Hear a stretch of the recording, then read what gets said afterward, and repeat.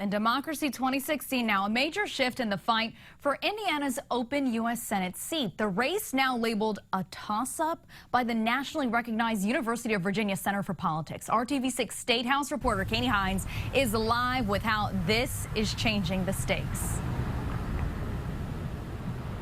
Well, the stakes are arguably even higher here in Indiana. This is the first significant shift since Evan Bayh got into the race, what had been considered to be leaning Democratic up until earlier this week when this was released in one internal poll showing him up at one point by reportedly as much as double digits. But all of that at this point appears to have leveled out according to this new analysis. Indiana, one of 4 states now considered a toss-up in terms of the U.S. Senate races, and that means Indiana voters may have the say in who gets control of the Senate. What would Evan Bayh do to your gun rights if he gets back to Washington?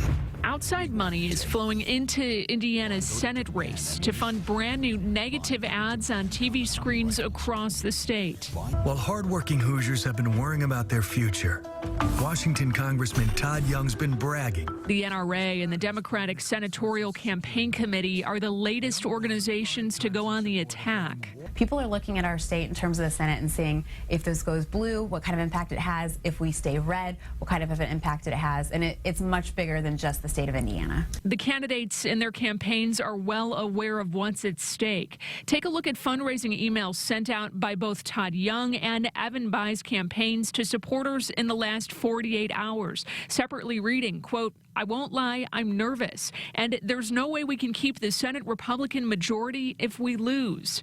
Today, the Indiana Democratic Party holding a press conference to criticize Young's stance on Social Security and his votes on the budget back in 2011. But both parties insist the toss-up in this race isn't changing their strategy. That confirms what we've been seeing on the ground when Congressman Young travels around the state and what the independent polling has been showing, that this is a race that may have started out with Senator Bayh with big name ID, but he has had so many missteps. You don't ever take it for granted. Evan Bayh knew that this race would be competitive.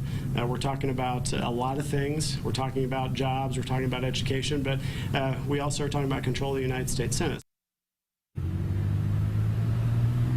Laura Merrifield Albright says expect more negative ads, also more outside money to pour in during the final 6.5 weeks ahead of Election Day. Reporting live tonight, Katie Hines, RTV6.